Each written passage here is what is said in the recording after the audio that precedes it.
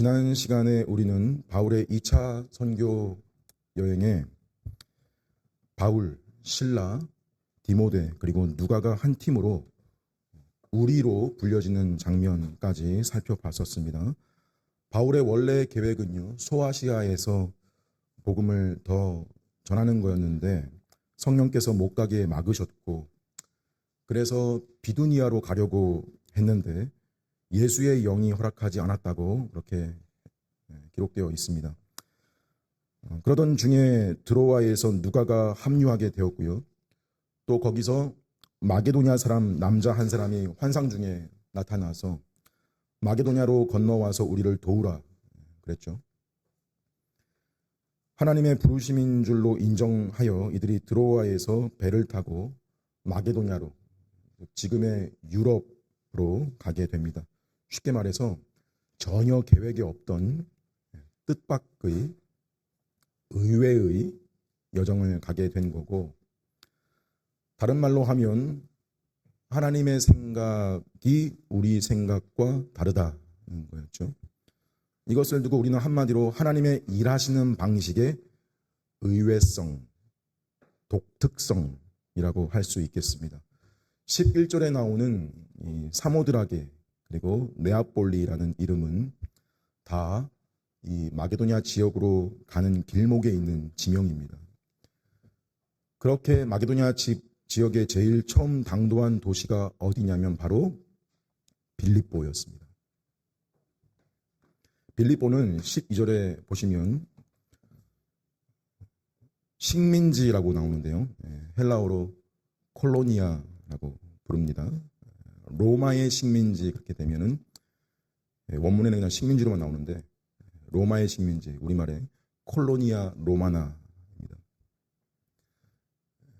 알렉산더의 아버지가 필립 2세라는 사람인데 그 필립 2세가 그 지역을 점령해서 그 이름을 따라서 빌립보로 불렸고, 훗날에는 옥타비아누스가 그 지역을 식민지로 삼죠. 식민지라는 말이 우리가 보통 알고 쓰고 있는 그 말과 조금 그 느낌이 좀 다른 게, 어떤 지배와 억압이 있어서 그 지역에는 어떤 해방 운동이 있을 것만 같은 그런 느낌보다는 정작 그 지역 사람들에게는, 이 식민지 그 지역에 있는 그 사람들에게는 특별한 통치 또는 수능, 받아들임의 의미가 강합니다. 우리가 볼 때 그 역사상 그 시대가 다 로마의 식민지인데, 우리의 관점으로 볼 때는 우리가 생각하는 식민지라는 말로 대입시켜 보면, 근데 특별히 콜로니아라는 이 공식적인 지위를 임명받은 도시인 거예요. 일종의 계획도시 같은 거여서 건축, 문화, 양식, 유행 등등이 마치 로마의 축소판 같이 그렇게 이루어졌고, 많은 로마 시민들이 또 와서 정착해 살고 있는 작은 로마라고 생각하면 딱 맞습니다. 특별히 그 식민지에 거주하는 로마 시민들에게 어떤 특권이 주어졌냐면 세금 감면 혜택이라든지, 또 특히 의미 있는 보장이 공정한 재판을 받을 권리를 가집니다. 공정한 재판을 받을 권리, 이게 뭐 대단한 건가 싶겠지만은 워낙에 고대 사회에 억울한 일이 얼마나 많았겠어요. 그런 시대에 공정한 재판을 받을 수 있다. 특별한 경우를 제외하고 체포라든지 구금, 만약 체포되더라도 쾌적한 구금 상태, 그리고 억울할 때에는, 정말 억울할 때에는 황제에게 상소도 해서 자기 입장을 변호할 수 있는 권리까지 가집니다. 그게 로마 시민권이에요. 그럼 당연히 어떤 계층도 있는 거냐면, 이런 권리를 갖지 못한 피지배, 하위 계층에 해당하는 그 인구의 비중이 훨씬 많은 법인데, 그럼에도 당시 로마 식민지, 콜로니아 로마나라는 말이 주는 느낌은요, 그나마 우리는 로마의 분위기와 환경에서 살고 있는 거다라는 어떤 자부심 같은 느낌도 있는 거예요. 당시 이 식민지, 콜로니아 지위를 받은 도시가 꽤 있었어요. 근데도 누가가 특히 이 빌립보에 대해서만큼은 이 표현을 딱 언급한 데에는, 우리가 알고 있는 바울의 그 고향 다소도 식민지고요. 그 비시디아 안디옥 1차 선교여행 때 방문했던 그 지역도 식민지예요. 많아요. 근데 누가가 특별히 이 빌립보의 이 표기를 표현하는 데에는 역사적인 배경도 관련이 있는 건데요.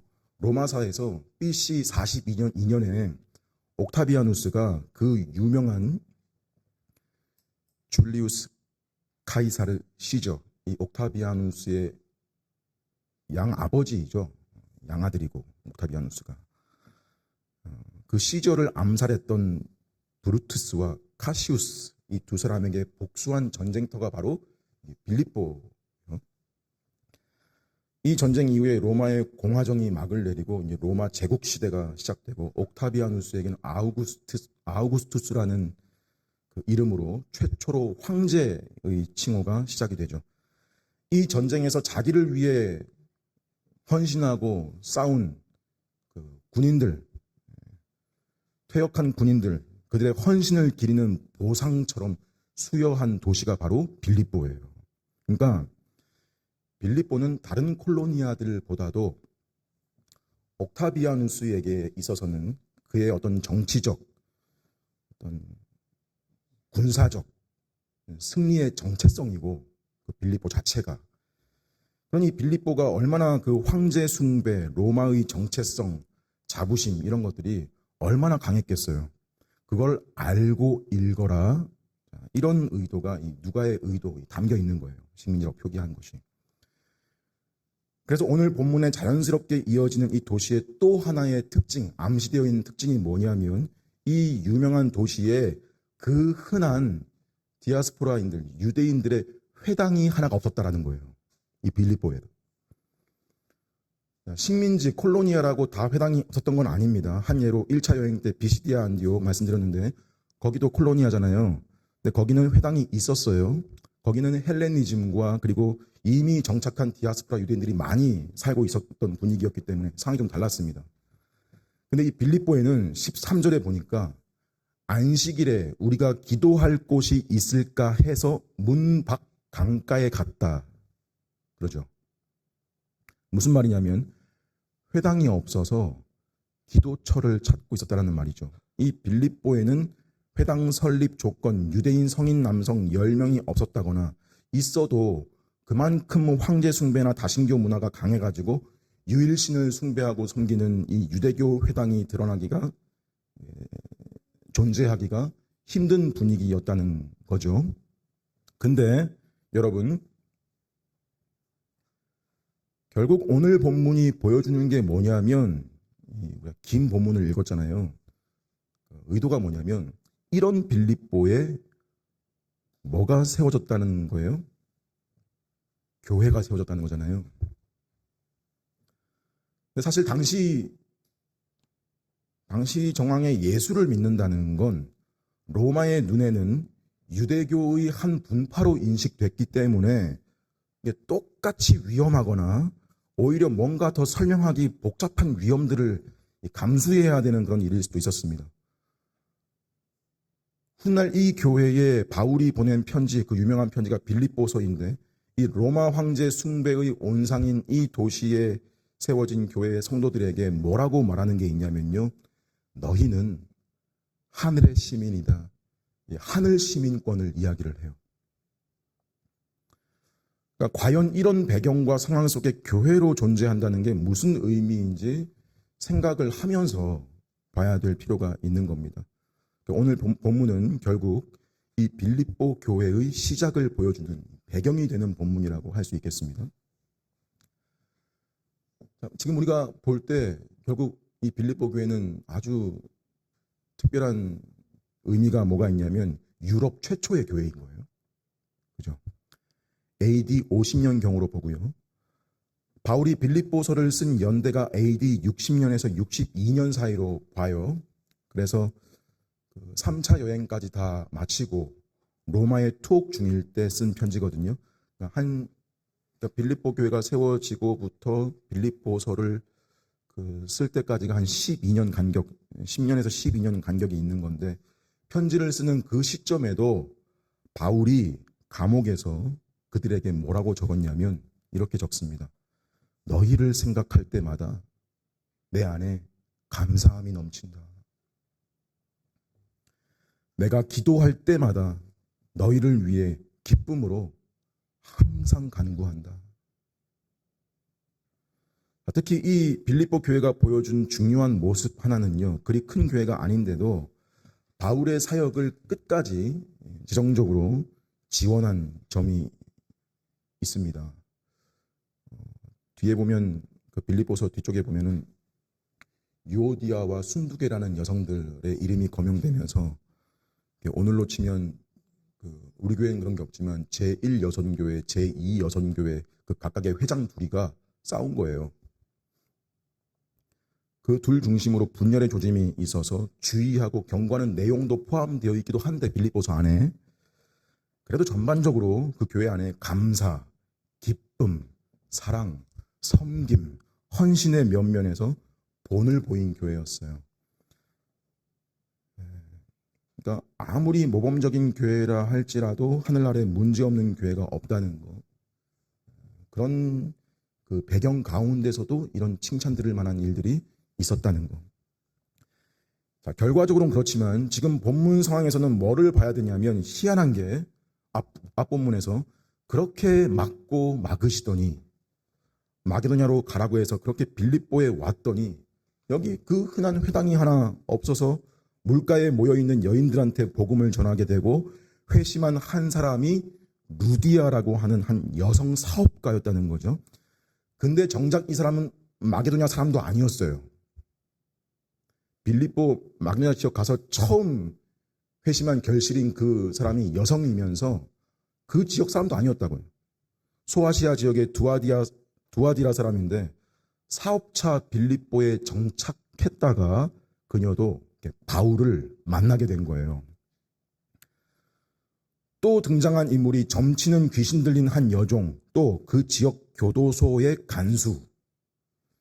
오늘 본문이 꽤 긴 것 같아도 결국 이 세 사람이 회심한 사건, 이 세 사람의 개별 회심 사건이 유럽 최초의 교회의 배경, 시초가 됐다는 거고, 이 세 사람의 회심 사건 내용이 이 본문 전체의 주된 내용인 거예요. 따지고 보면. 이 중에 점치는 귀신 들린 여종에 대해서는 16절에서 22절까지인데 보시면 그녀가 회심했다는 직접적인 언급은 안 나옵니다만 아마도 그 이유는 누가의 의도가 이 여인에 대한 그 포커스가 바울과 실라 두 사람이 어떻게 빌립보 감옥에 갇히게 됐냐에 맞춰져 있기 때문입니다. 바울이 그 여인이 자꾸 자기들 따라다니면서 지르는 소리가 괴로웠죠. 뭐라고 소리 질렀냐면 17절에 이 사람들은 지극히 높은 하나님의 종으로서 구원의 길을 너희에게 전하는 자라. 맞는 말이잖아요. 자체는. 그래서 어찌 보면 오히려 사람들의 이목을 끌 수 있는 집중시키는 광고 효과 같은 것도 될 것도 같은데 여러분 과거에 예수님이 이 땅에 계실 때 귀신 들린 자들이 예수님께 했던 행동 기억하실 겁니다. 예수님께 달려와서 했던 말이 뭐냐면 지극히 높으신 하나님의 아들 거룩하신 분이다. 거룩하신 분이요. 네. 그죠? 맞는 말이잖아요. 근데 예수님 어떻게 하세요? 그 말이 참일지라도 예수님은 사탄이 그 말하는 것을 허락지 않으시죠. 왜요? 사탄의 본질과 의도를 아시기 때문이죠. 마귀는 거짓 하나를 끌어들이고 그거를 믿게 하기 위해서 넘어뜨리려고 1000개의 진리를 끌어들일 수 있는, 사용할 수 있는 존재. 진리를 모르는 바가 아닌 존재.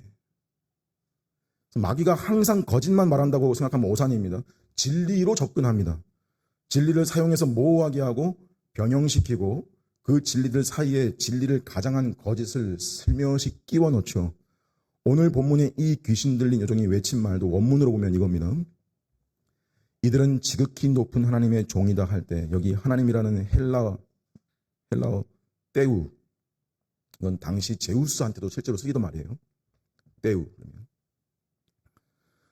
또 구원의 길을 전하는 자들이다 하게. 이 말도 보면 원문상의 길 앞에 그 당연한 정관사가 없어요. 그러니까 유일한 길을 말하는 게 아니고 다신론적 세계관에 입각해서 다양한 구원의 길처럼 들리게 한 말이에요. 바울은 듣다가 예수의 이름으로 귀신을 내쫓습니다.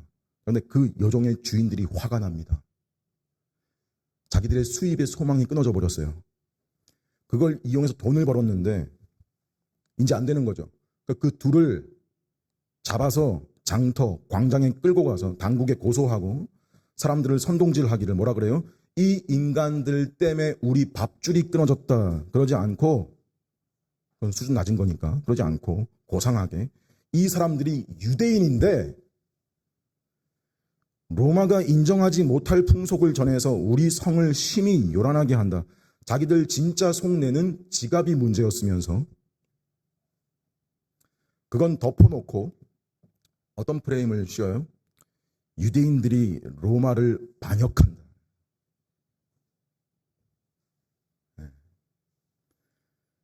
그러니 여론이 어때요? 잘잘못 안 따져요. 군중은 그러지 못해요. 그냥 죽일 놈이 돼요. 실제로 뭐가 문제였는지 어떤 정당한 절차나 과정도 없이 공개적으로 몽둥이로 패고 그렇게 감옥에 쳐넣죠. 자, 네 사람 중에 바울과 실라만 고발된 것도 지금 우리가 4명이잖아요. 네, 이 두 사람만 고발된 것도 이 명분과 관계가 있는 거예요. 바울과 실라는 확실히 유대인인데 누가는 이방인이고 디모데는 유대인 입장에서는 유대인이지만 아버지가 헬라인인 사람이잖아요. 근데 이 일이 최종 어떤 일로 이어지는 거냐면 오늘 본문의 이 의도가 그렇게 돼서 그들을 지키던 감옥의 간수가 구원을 받는 이런 거죠. 그러니까 결과적으로 이 간수의 입장에서만 봐도 자기가 빌립보 교회의 초기 멤버가 되는 이런 과정을 회상해 본다 치면 아무리 생각해도 사람이 계획해서 의도된 게 아니거든요. 내가 어떻게 처음에 복음을 듣게 됐냐? 귀신 들린 여인이 계속 바울과 실라 그 팀을 따라다니면서 방해하는 바람에 그래서 귀신을 쫓아내는 바람에 감옥에 갇히게 된 바람에 내가 복음을 듣고 구원을 받죠.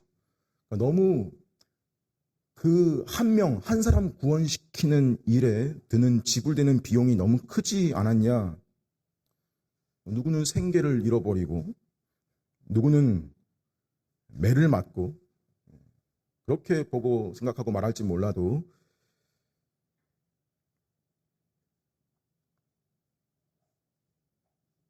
여러분 우리가 받은 구원이 이런 원리로 구원받은 거예요. 가장 근원적으로 지불된 비용은 아들 예수님을 죽게 한 진짜 말도 안 되는 값 아니에요. 다 뭐인 걸 보라는 거냐면 한마디로 의외의 방법, 예상치 못한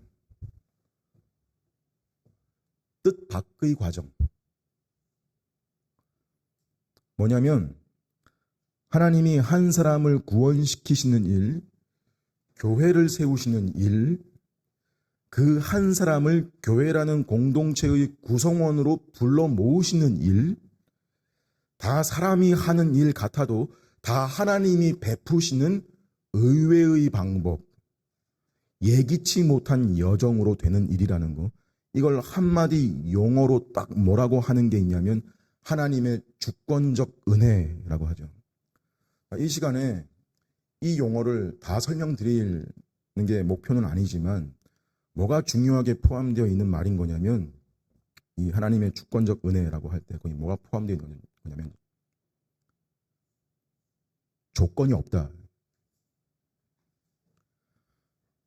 이 주권적 은혜를 수여하는 받는 편에서 그것을 받아내기 위해서 그가 내밀거나 사전에 가진 조건이라는 게 없다. 이게 벌써 그 자체로 자꾸 반복돼요. 이 말이 의외성이에요. 의외예요. 뜻밖이에요.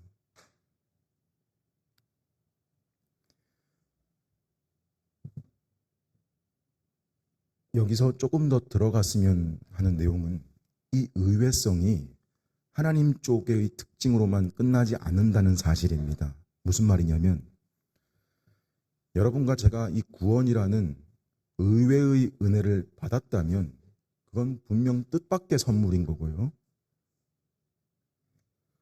뜻밖의 구원인 줄 알아야 됩니다. 사람은 믿다 보면 자기가 구원받은 게 당연한 줄로 여기고 사는 경우가 많습니다. 근데 여러분, 당연한 구원, 당연한 은혜 그런 거 없습니다.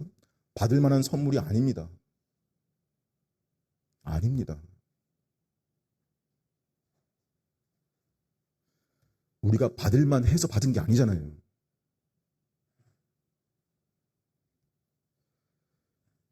그렇게 생각하는 순간이 여러분에게 없기를 바랍니다.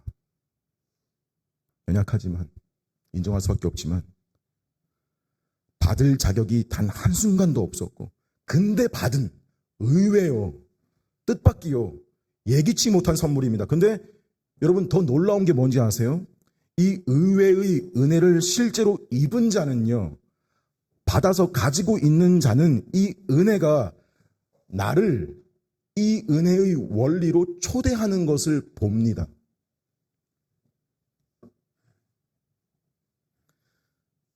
그 사람 속에 어떤 반응이 있다는 거예요. 자기도 그렇게 뜻밖의 의외로 받은 대로 누군가에게 뜻밖의 사람으로, 의외의 사람으로 드러나야 될 존재라는 거에 최소한 동의를 한다는 거죠. 늘 한결같지 못하더라도요.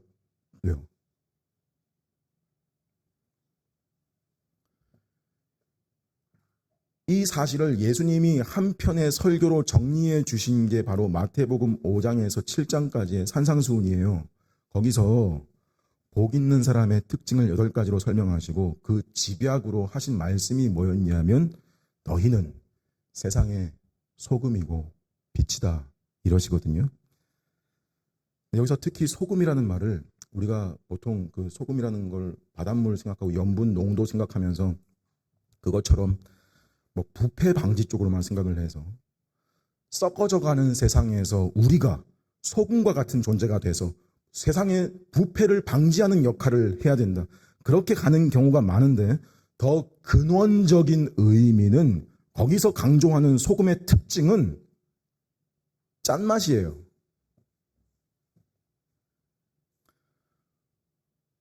또 눈여겨봐야 될 부분이 뭐냐면 소금이 되라, 빛이 되라 그러지 않고요. 소금이다, 빛이다 그러죠. 짠맛이라는 특징을 지니고 있다는 거고 어둠에 두면 산 아래에서도 보일 빛이라는 특징을 지니고 있다는 거죠. 뭐냐면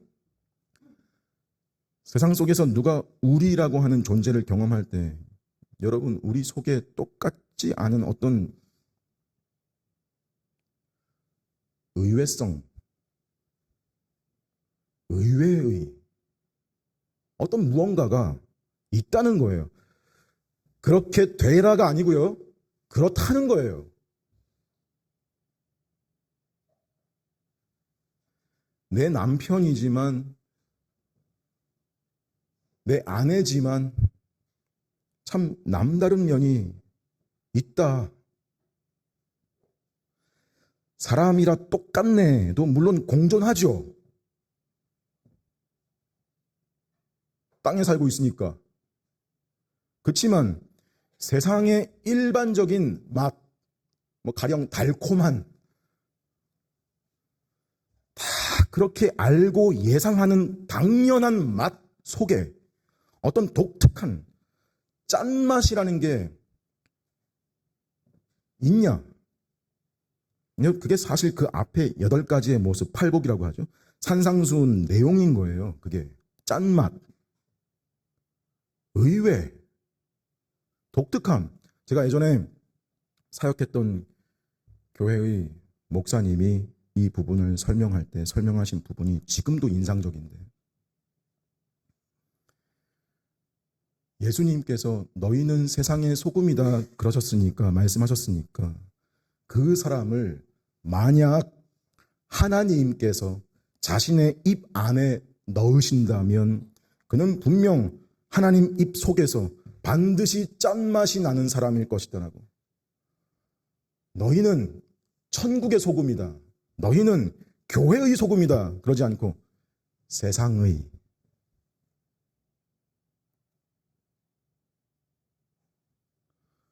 거기 여전히 속에 속해 있는데 그 속에서 의외성이라는 게 없어서 세상인인지 하나님 사람인지 분간이 없고 빛인지 어둠인지 구분도 안 가는 사람은 하나님 입 안에서 아무 맛도 안 나는 사람이라는 거죠.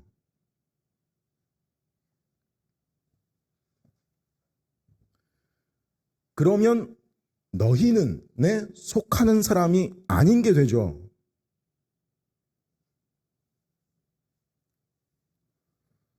여러분, 지금부터는 이 내용 들으시면서 하나님의 의외성과 그 반응에 속해 있는 우리 쪽에서의 의외성을 잘 분간하면서 들어보시기를 바랍니다. 의외라는 말은요, 세상에서 볼 수 있는 일반적인 원리나 기대와는 다르다는 말입니다. 그죠?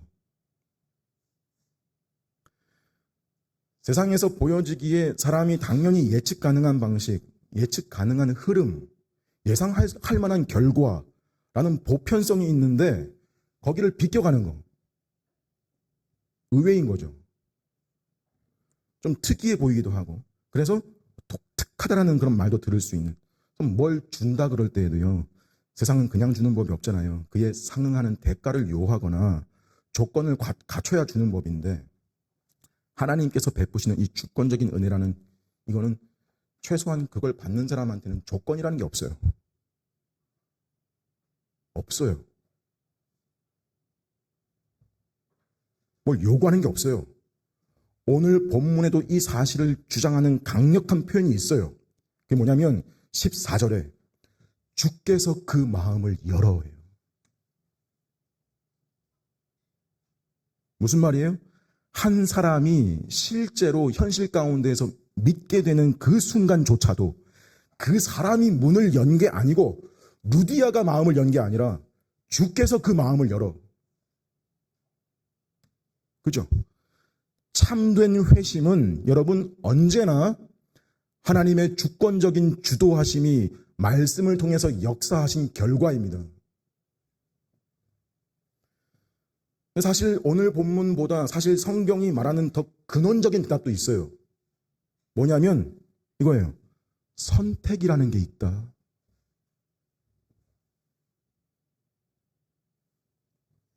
택자가 있다.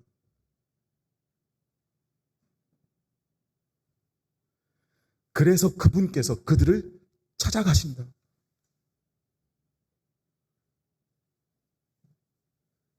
하나님의 주권적인 사역으로 주께서 그 마음을 여시고 그를 믿게 하시고 그를 구원시키신다.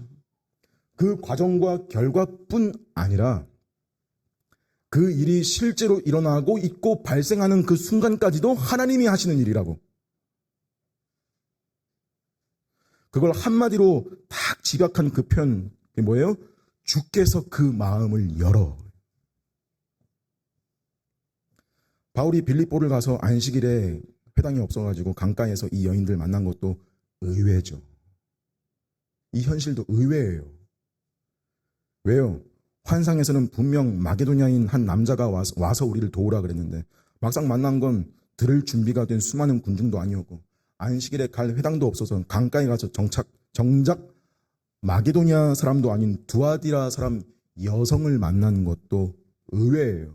그리고 강가에서 여러 여인들이 같이 바울의 말을 들었는데 지금 우리처럼 같은 공간, 같은 장소, 같은 시간, 같은 상황에 복음이 외적으로 선포되고 들려졌는데 유독 루디아라고 하는 이 여인 한 사람에게만 그 말이 내적으로 어떤 효과를 발휘했다는 거.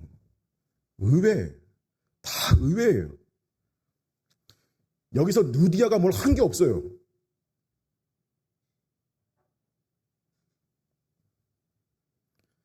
루디아가 자기 마음을 연 게 아니라고요. 이 효과를 일으킬 만한 어떤 역할을 한 게 없어요.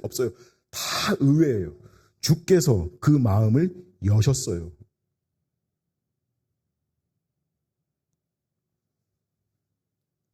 자, 주께서 그 마음을 여셨다. 이 말 생각해 보면 또 어떤 의미가 담겨 있는 거냐면 지금까지는 닫혀 있었던 거라는 거잖아요. 그죠? 근데 14절에 보니까 이 여인은 이미 하나님을 섬기고 있는 사람이었다는 말이 나와요. 이 말은 이방 여인으로서 유대교의 신앙에 관심을 가진 경외자였다는 말이죠. 근데 실상 마음이 닫혀 있었다는 건 자기 나름대로 하나님을 안다 그러고 하나님을 섬긴다 하고 또 그 교훈을 듣고 따르기도 하고 기도와 경건의 모양도 일정 가지고 있는데 얼만큼 회당도 없는 빌립보에서 여인으로서 안식일의 강가 기도처에 가서 다른 여인들과 함께 나름의 경건 시간 모임을 가지기도 할 만큼 그렇지만 결정적으로 마음이 열렸다 닫혔다의 기준이 지금 뭐라는 거냐면요. 하나님이 정하신 메시아, 구속자, 중보자, 그죠? 그래서 마음을 여셨다라는 건 곧 하나님이시며 동시에 사람이신 예수 그리스도가 자신의 구원자이시오 주인으로 받아들여졌다. 이 말이죠. 이런 일이 죄인 속에 일어났다는 것 자체가 가장 큰 의외죠. 이 세상에서 일어날 수 있는 의외성들 중에 가장 큰 의외. 죄인이 그 마음에 예수를 자기의 구주로 받아들이고 인정하게 되는 것. 우리는 중보자 없이 하나님께 나아갈 수 없습니다. 우리는 하나님의 아들 곧 주 예수 그리스도께서 십자가에서 행하신 일과 그분이 이루신 순종의 의미와 관계없이 하나님을 예배할 수 없습니다. 바울이 강가에서 예수님에 대해 전했을 때 이를 듣고 믿도록 주께서 루디아의 마음을 여신 것입니다.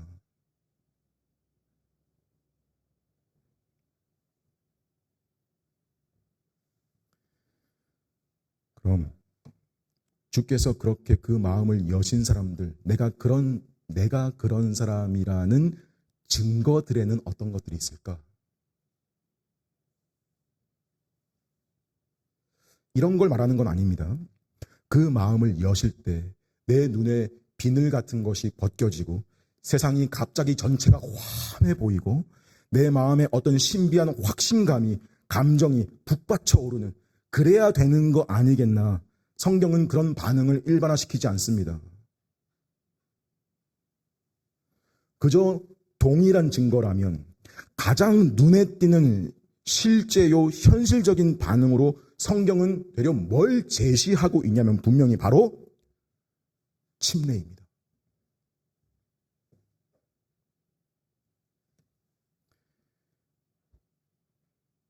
현실 중에 침례를 떠밀려 받는 경우가 있습니다.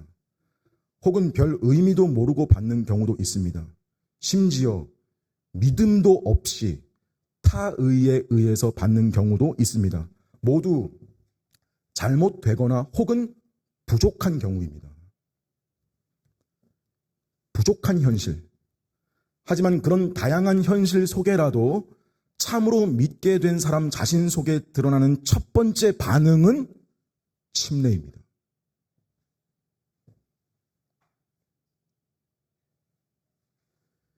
그녀는 그 순종에 거리낌이 없었습니다. 여러분 명심하십시오.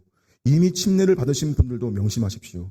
침례뿐 아니라 참된 회심은 항상 증거를 남깁니다. 네, 제가 믿습니다라는 말하는 사람이 있으면 여러분이 믿음을 가졌습니까? 그렇다면 야고보가 말한 것처럼 여러분의 믿음을 보여주십시오. 여러분이 신자라고 주장하는 그 주장을 입증해 보십시오. 여러분 자신의 삶에서 그것을 확인해 봅시다. 왜요? 참된 믿음은 항상 선한 행위로, 선행, 착한 일, 열매로 이어지기 때문입니다. 그 가장 착한 일의 첫 번째, 선행의 첫 번째, 내가 구주라고 고백한 그분의 명령에 순종한 첫 번째 침례입니다. 이것도, 이 침례도 의외의 반응인 거예요. 이 침례 자체가 또 짠맛이에요. 의외의 독특함. 그 침례부터 신자의 진정한 반응이 시작된다. 그녀는 그 강가에서 침례를 받았습니다. 받지 않을 이유가 없었고요. 미룰 이유가 없었습니다. 루디아가 그랬나요? 주님이 제 마음을 여셨고 저는 주님을 받아들였습니다. 하지만 침례는 아직 원치 않습니다. 그럼 바울이 그랬겠죠. 그럼 나는 당신이 예수를 믿게 됐다고 하는 고백을 아직 믿을 수 없습니다. 당신이 예수님을 받아들였다고 말하면서 주님이 첫 번째로 요구하신 그 명령조차도 순종하지 않겠다라고 한다면 어떻게 그 고백이 신빙성 있다고 말할 수 있겠습니까? 그죠?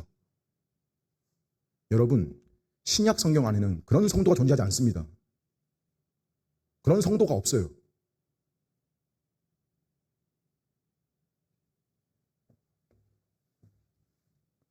존재하지 않아요. 신약 성경 안에.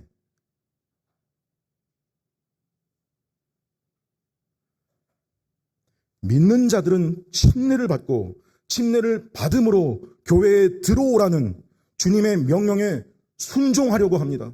놀라운 일은 15절에 보면 그녀뿐 아니라 그녀의 집이 다 구원을 얻었다는 사실이에요. 어떤 분들은 여기에 분명 유아가 포함되어 있을 거라고, 고로 유아 세례의 근거가 될 수 있다는 말을 하는데, 그건 성경이 말하지 않는 영역을 가지고 추론하는 논증이고 설득력이 없습니다. 여기서 그녀의 집에 해당하는 그 집안 사람들에 대해서 할 수 있는 가장 분명한 추론은 그들도 그녀처럼 믿었다는 사실뿐입니다.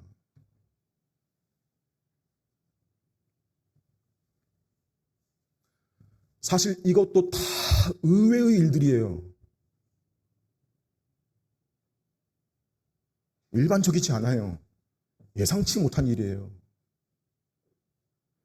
루디아는 이 안식일 아침에 바울을 만나기 전에 자기가 오늘 침례받을 거라는 걸 예상치 못했습니다. 여러분들에게도 여러분이 지금 예수를 믿고 있는 일은 당연한 일이 아닙니다.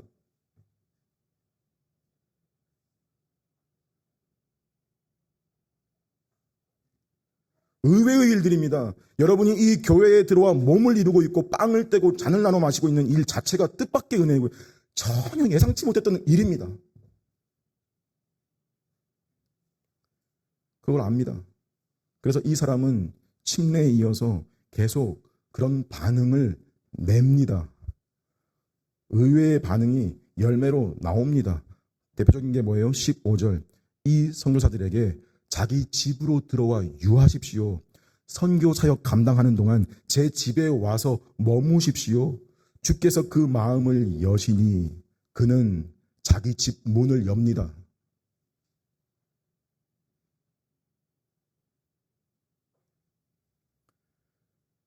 일단 루디아의 집은 로마식으로 된 큰 저택이었을 겁니다. 방도 많았습니다.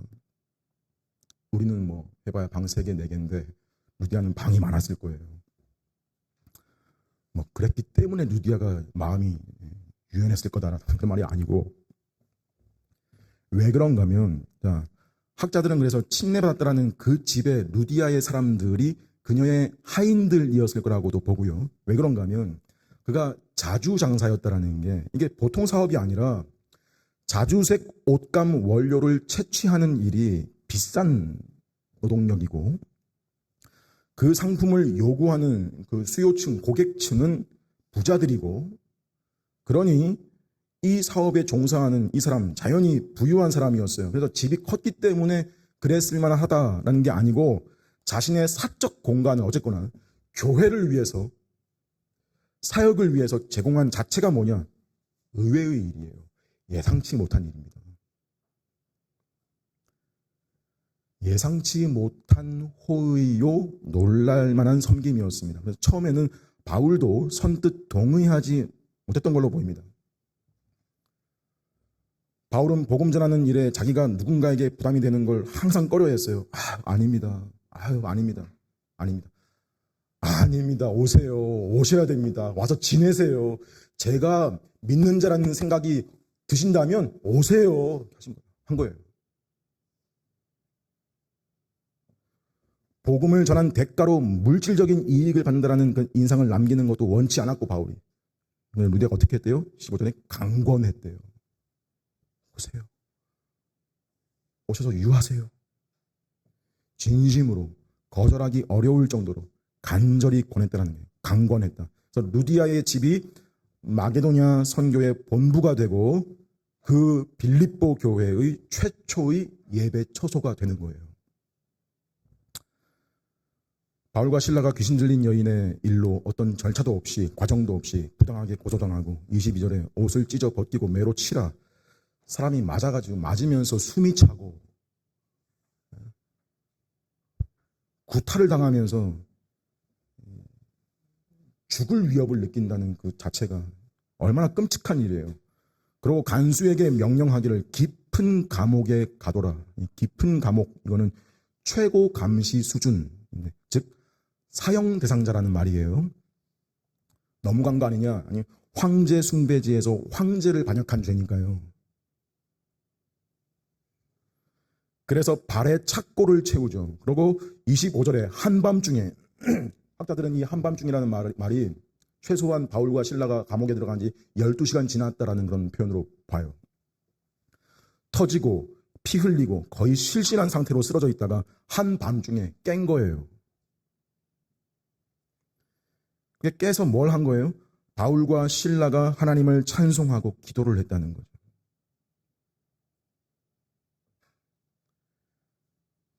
굉장히 독특하고 이질적인 굉장히 의외의 모습인 겁니다.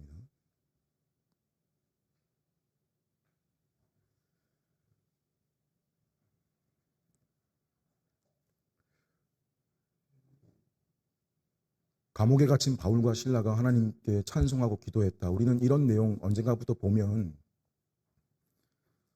식상하게 느끼는 경향이 있어요.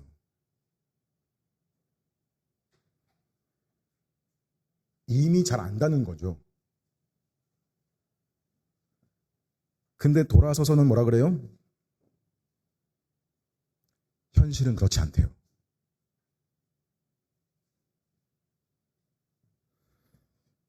그러니까 얼마나 자기 모순적이고 아이러니한 게 우리의 신앙생활인지 봐야 돼요. 성경 볼 때 다 안 돼요. 말로 안 해도 속 저 깊은 저변에 이거 실제 자기 삶에서는 현실은 안 그렇대요.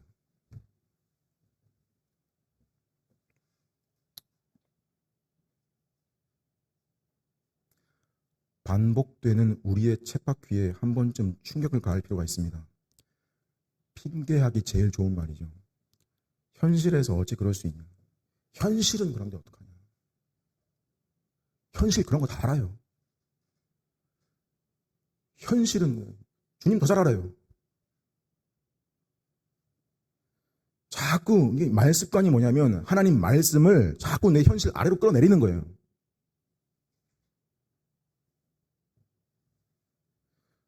정말 현실에 치열하고 분노가 일고 짜증이 일고 내가 공격받는 억울한 상황에 분명 의를 위하여 복음 때문에 당하는 그거일 때 억울한 상황에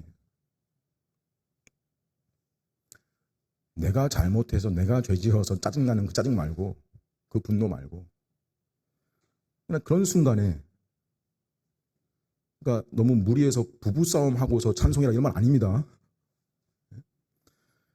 의를 위하여 박해를 받는 그 순간에 찬송이 나온다. 기도가 나온다. 그건 성경 이야기다. 자, 우리가 그러고 있다면 사실 그건 하나님을 거짓말쟁이로 만드는 일이죠. 왜요? 주님은 분명히 너희는 세상의 소금이다. 짠 맛을 가진 존재다. 이건 명령도 아니고 선언입니다. 그렇다는 거예요. 산상수훈에 뭐라 그래요? 의를 위하여 박해를 받는 자는 복이 있나니 천국이 그들의 것임이라. 나 때문에 사람들이 너희를 욕하고 박해하고 거짓으로 모든 악한 일을 할 때 너희에게 복이 있다. 기뻐하고 즐거워해라. 하늘에서 너희의 상이 크다. 너희 전에 있던 선지자들도 다 이같이 박해하였느니라. 이 말씀 떠올렸겠죠. 말씀을 떠올렸겠죠. 이미 사도행전 5장에서 이런 의외의 반응 한번 있었어요. 베드로와 요한도 그랬죠. 그들은 공회 앞에서 떠나며 그 이름을 위하여 능욕받는 일에 합당한 자로 여겨진 것을 기뻐했다. 그리스도로 인해서 고난받을 자격이 주어졌다는 사실을 기뻐했습니다. 여러분, 부디 우리가 이러한 의외의 반응을 가진 자로 드러나기를 바랍니다. 그것을 소망하며 구하는 것도 짠맛입니다.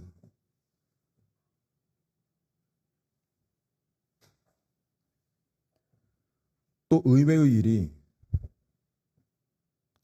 바울과 실라가 그 감옥에서 찬송과 기도를 할 때 죄수들이 들었다는 거예요. 그러니까 읽으면 그냥 쑥 지나가기 쉬운 부분인데 25절 끝에 보니까 여기서 들었다는 건 들렸다의 수준이 아니고 주의해서 들었다는 말이에요. 의외죠. 결국 감옥에서 한밤중에 바울과 실라가 한 찬송과 기도가 그들에게는 뭐가 된 거냐면 복음 선포 같은 게 된 거예요. 바울과 실라 분명 시편 가사를 읊조리며 부르며 성경을 인용하면서 기도했겠죠. 또 두 사람이 서로를 말씀으로 격려하고 위로하는 그런 말도 했겠죠. 감옥의 칸칸에 미세한 진동으로 울려 퍼집니다. 누구도 들었을까요? 간수도 들었겠죠. 간수는 졸다 깨다 했겠지만 상식적으로 생각해보면 야, 시끄럽다. 조용히 잠이나 자라. 그래야 되는 거잖아요. 그 감옥에 있는 사람들 얼마나 거친 사람들이었겠어요. 근데 들었다. 자, 뭔가 말로는 표현할 수 없는 의외성을 이미 느낀 것이고요. 바울과 실라의 기쁨의 찬송, 그들의 태도에서 선포되는 복음을 은혜의 수단으로 사용하셨다라고 밖에는 설명할 게 없어요. 어떤 일이 일어납니까? 찬송과 기도 소리 들리는 중에 큰 지진이 일어납니다. 감옥이 흔들렸대요. 옥문이 다 열리고 발에 착고가 다 풀어집니다. 신기한 일이에요. 지진이 일어났다고 문이 다 열리는 건 아니잖아요. 지진이 일어났다고 착고가 풀어지는 거 아니잖아요. 그것도 수감자들 전체 다. 졸다가 깬 간수는 상황 파악되자마자 다 도망친 줄 알고 도망칠 거다, 쳤다 뭐 이런 식으로 두려움이 엄습해서 선택한 행동이 자결이죠. 로마법에 사형수들을 놓치면 간수가 다음날 책임지고 사형당하는데 그렇게 불명예로 내가 죽느니 자결을 택하는 거죠. 그 상황에 바울이 소리를 질러 막습니다. 28절에 몸을 상하지 마라. 우리가 다 여기 있다. 등불 가져가가지고 자세히 뛰어들어가 보니까 어때요? 정말 전부 거기 그대로 있죠. 다시 무서워 떨며 바울과 실라 앞에 엎드립니다. 지금은 뭐가 두려웠을까요? 이 간수가.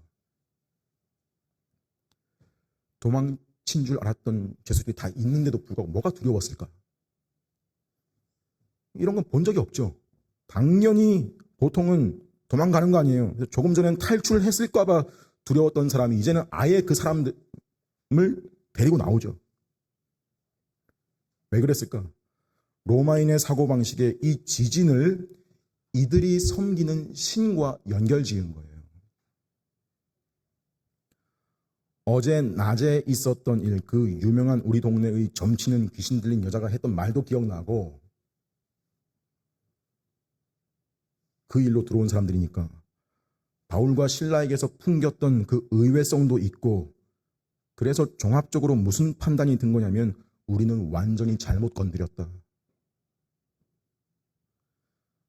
나는 이 사람들이 섬기는 신에게 어쩌면 죄를 저질렀다. 그리고 그 앞에 무릎을 꿇고 뭐라 그래요? 내가 구원을 받으려면 어떻게 해야 합니까? 이 사람이 말하고 있는 구원, 성경이 말하는 구원과 정확히 일치하는 구원이 아니에요. 지금 현재.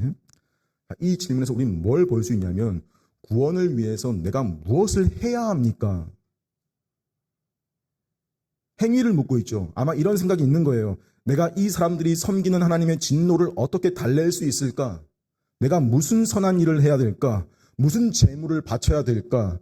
내가 더 나은 사람이 되면 될까? 무언가를 해야 된다는 사고방식. 바로 이게 여러분 자연인의 본성이죠. 내가 하나님과 올바른 관계를 맺으려면 무언가를 해야 한다고 생각하는 거. 근데 하지만 그 질문에 대한 바울의 대답은 행위가 아니죠. 아니, 아무것도 필요 없고 하지 말고 주 예수 그리스도를 믿으라.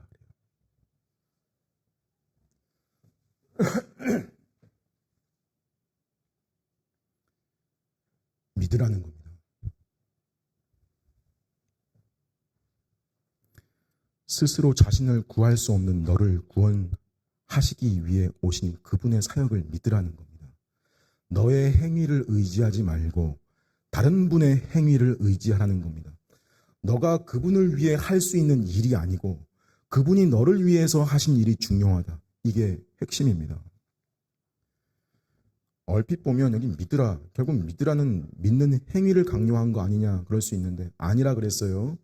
믿으라는 그건 전도에 미련한 방식, 사람의 한계이고 그 선포를 사용하셔서 결국 그가 믿도록 하신 분은 루디아의 마음을 여신 주께서, 주의 영이신 성령께서 이 간수의 마음에도 믿게 하신 까닭이죠.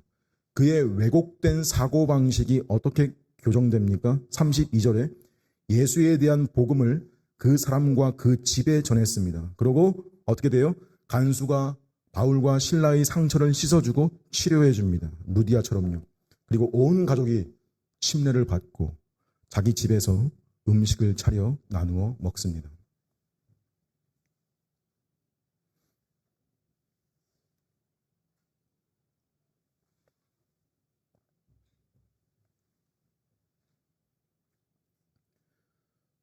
날이 샜을 때 이 교도소의 상관들도 지진이 일어난 일을 가볍게 보지 않은 듯합니다. 게다가 그런 상황에도 도주하지 않았다라는 것을 보고를 듣고 그들 속에도 똑같이 뭔가 어떤 종교적인 두려움과 찜찜함에 어떻게 해요? 그냥 놔줘라. 석방을 명하는데 뭐라 그래요? 아니, 이렇게는 못 나간다.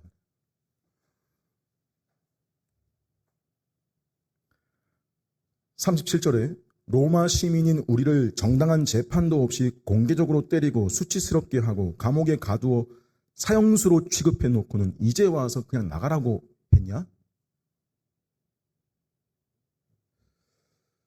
그러고 뭐라 그래요? 그들이 친히 와서 우리를 데리고 나아가야 하리라. 생각해 봐야죠. 바울이 왜 그랬을까?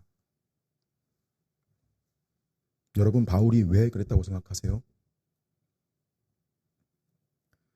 이 부분에서 바울이 이렇게 한 이유를 두고 세상 속에서 법의 테두리 안에서 자신의 정당한 마땅한 권리를 행사하고 있는 것이다.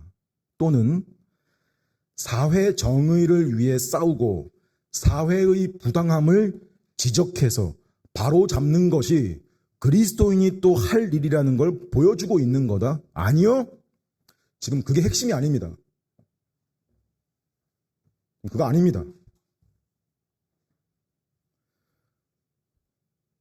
정말 그랬다면 바울이 이렇게 끝낼 리 없어요. 끝내지 않아요, 이렇게. 왜요? 고작 이거예요? 만약 바울이 그 이유였다면 로마 황제한테까지 송사해서 올려서 로마 시민들이 그것도 콜로니아에서 이런 대우를 취급을 받았다. 보통 문제가 아닌 거예요. 로마 황제에 대한 도전이에요. 로마 황제가 자기 백성한테 시민권 부여한 자체의 뜻을 거역한 거예요. 도전이고요. 그러니까 지위를 박탈시킬 수도 있고 빌립보 교도소를 한번 뒤집을 만한 일도 될 만한데 뭐 직접 와서 여기서 우리를 데리고 나가게 해라. 이게 또 뭐인 거냐면 의외인 거예요. 의외예요.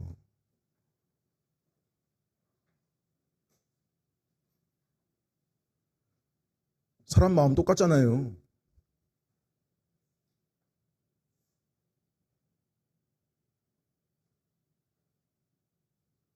보통은 일반적으로는 당연히 끝까지 가지 않아요?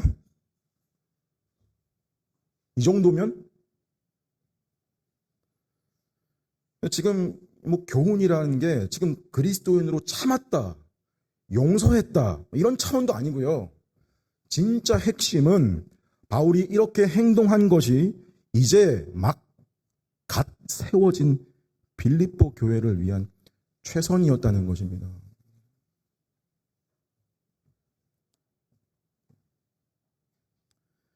상관들이 직접 감옥에 내려와서 자기들한테 사과를 하게 되면 그들이 처음에 당했던 그 고소는 거짓 고소이고 무효라는 효과가 있는 거고, 또 앞으로 빌립보에서 예수 믿는 자들 교회 생활할 때 예수 믿는 게 황제에 대한 반역이니 그런 오해를 받기 십상일 건데 이렇게 공적으로 무죄 선언을 받는 것이 그런 위험 요소를 줄이는데 도움을 줄 수 있다 판단한 거예요.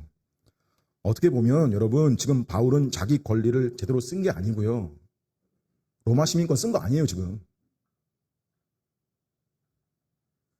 로마에 고발하지 않음으로써 오히려 권리를 행사하지 않은 거예요 다.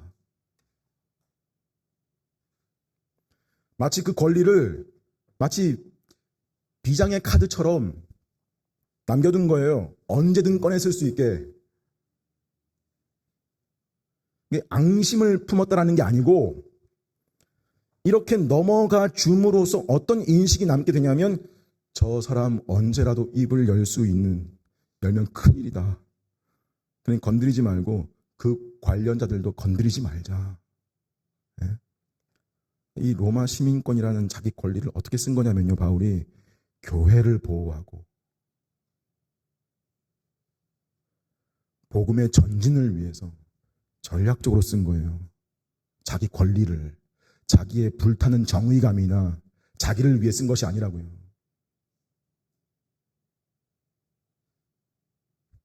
그리고 어디를 가요? 감옥에서 나와서 빌립보 교회로 갑니다. 마지막 40절입니다. 루디아의 집으로 가요. 거긴 누가 모여 있었겠어요? 루디아의 가족들, 간수와 그의 가족들, 그리고 아마도 점치고 귀신 들렸던 여인도 그곳에 있었을 거라고 봐요.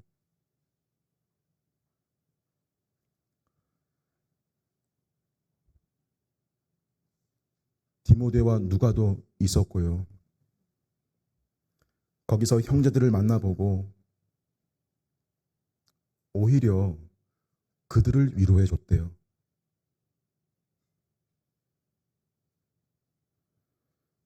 저는 말씀 준비 중에 이 마지막 말에 큰 울림이 있었습니다.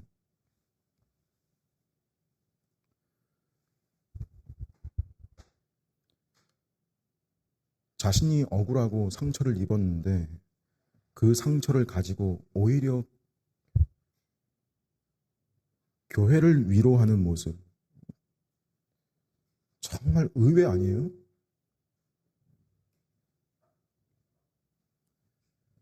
이 위로라는 말에는요, 원문상 말씀을 함께 붙들고 함께 기도하고 함께 고난을 해석해 나간다는 그런 의미가 담겨 있습니다.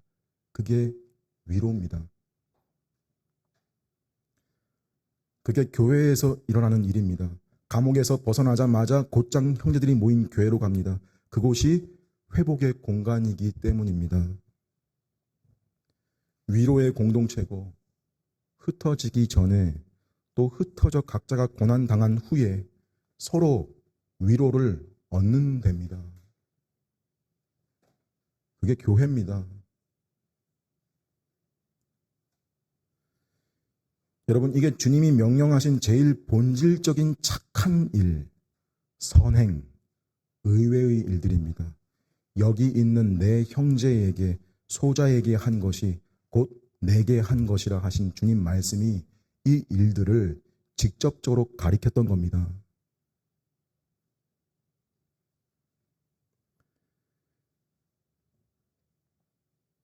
여러분이 가진 권리가 있습니다.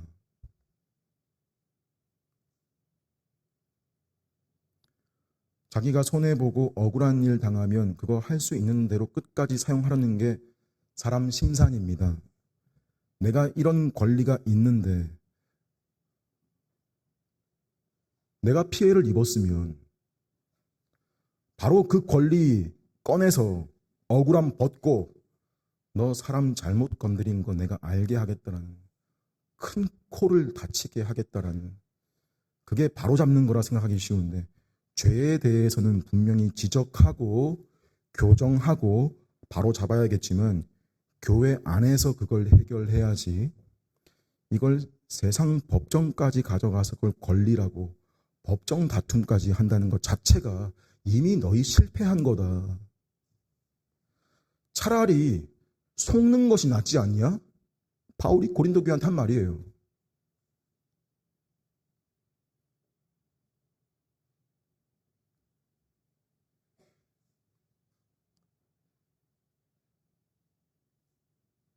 여러분과 제가 나한테 그런 순간이 혹 닥칠 때 이런 하나님의 말씀이 우리 현실에서 떠오르고 그런 선택을 할 수 있는 사람이기를 여러분 소원해보면 어떨까요? 소원이라도 해보면 어떨까요?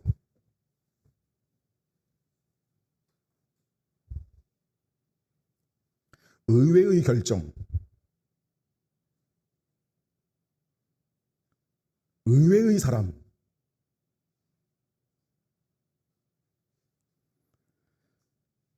정말 오해 없이 들으시길 바랍니다. 저는 이것이 좋은 예라고 생각합니다. 그리고 이것은 어느 교회에서나 하늘나라에 있는 교회에서 일어날 수 있는 일입니다. 교회 안에서 어떤 직분자에게 그 직분에서 물러날 것을 권했을 때 물론 정당한 이유를 전제합니다.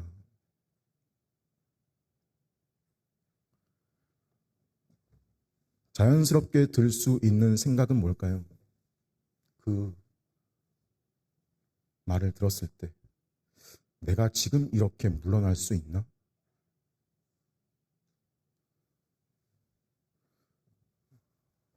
그 지점에서 갖은 방법과 갖은 수단과 선동을 동원해서 그 제안에 맞서고 교회를 더 큰 어려움으로 끌고 갈 수도 있고, 여러분 이게 쉬운 문제가 아닙니다. 사람이 직분의 정의를 잠시 잊고 자기 권리, 자기 영역 침범한다고 느끼면 사실 나라면 어떨까?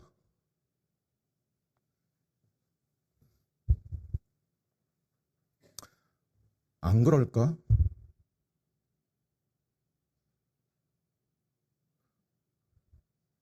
생각해 봐야 돼요. 왜? 여러분, 그게 일반적인 거예요. 근데 의외의 반응은 뭐인 거냐면요. 아, 생각해 보니 그게 교회의 유익이라면, 또는 여기서 내가 맞서면 교회가 더 힘들어지지 않을까를 생각해서 조용히 물러나면 후일에 오히려 그 인내와 사랑이 간증이 되고 신뢰가 회복될 수도 있는 일이죠. 근데 의외의 일이에요. 그 의외라는 말은 우리도 일반적으로는 들기 힘들다는 말이에요. 솔직하게. 또 만일 형제가 나한테 와서 내 죄에 대해 지적을 하면 보통은 자기 변명, 자기 합리화, 자기 입장 질비하게 나열하기 바쁜데 쉽게 인정하지 못하고 자기 방어 자세를 취하는 거, 여러분, 자연스러운 반응이에요. 오히려 그 이야기를 듣는 내 입장에서 어떤 말이 나오냐면, 너가 더 큰 문제였다. 다른 게 더 문제다. 이게 현실이에요. 그래서 교회까지 만약 그 문제가 가서 교회가 그 죄를 다루면요, 보통은 교회가 여기뿐이냐 하면서 교회를 자기 발로 나가버려요. 이거 교회 생활 우리가 하면서 너무 많이 듣고 아는 내용이잖아요. 근데 의외가 뭔 줄 아세요? 뭐예요? 그 지적되고 있는 바에 대해서 고심해보고 귀 기울여보고 수용하고 내가 용서 구할 거 진지하게 구하는, 여러분 이거 의외인 거예요.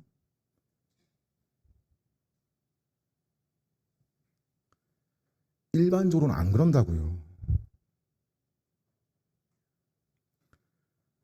그래서 교회 안에서 우리가 쓰는 말 회복의 권징이라고 하는 건요, 그 원리대로 사람이 회개하고 뉘우친다는 건 단지 교회 헌법 조문이 아니고 정말 은혜예요.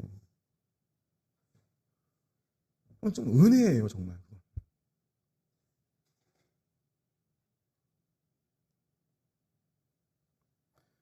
여러분, 이런 예들은 극히 일부에 불과합니다. 이것이 다 의외의 일들입니다. 여러분, 각자의 상황과 현실에서 오늘 말씀을 적절하게 적용해 보려고 하십시오. 해보세요. 교회를 위해 자기를 절제하고 자기를 희생하고 자기 것으로 마땅히 누릴 수 있는 것들을 교회를 위해, 형제를 위해서 나누고, 다 의외의 일들이에요.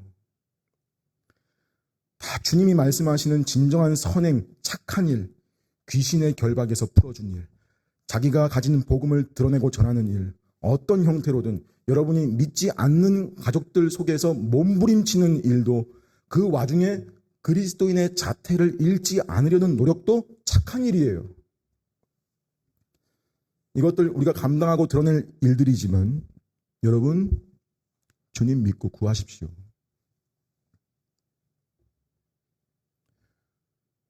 주님 믿고 구하십시오. 주님이 힘 주시고 도우십니다. 바울이 빌립보 교회에게 편지를 보낼 때요, 뭉클한 부분이 있어요. 빌립보서 1장 3절 이하, 제가 읽어볼게요. 내가 너희를 생각할 때마다 나의 하나님께 감사하며 간구할 때마다 너희를 위해 기쁨으로 간구함은 너희가 첫날부터 지금까지 복음을 위한 일에 참여하고 있기 때문이라. 너희 안에서 착한 일을 시작하신 이가 그리스도 예수의 날까지 이루실 줄을 우리가 확신하노라.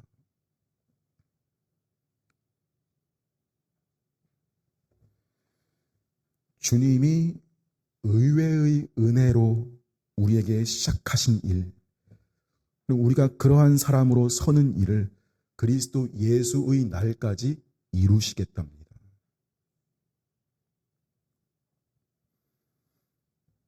우리는 쉽게 다음 날을 염려하고 다음 주, 한 달 뒤, 1년 뒤를 염려하고 사는데, 우리가 섬기는 하나님은 멀리 영원을 보십니다. 낙심하지 말고 여러분이 받은 것을 명심하십시오. 의외의 은혜, 주권적인 은혜로 받은 구원. 그래서 나에게서도 그런 하나님 닮은 게 드러나고 표현되기를, 그 순간에 대면할 때 그렇게 말씀에 반응하는 것이 있기를 바란다고 소원해 보십시오. 오늘 이 말씀이 여러분과 저의 현실에서 실제로 살아있는 말씀으로 역사하고 열매 맺기를 간절히 바랍니다.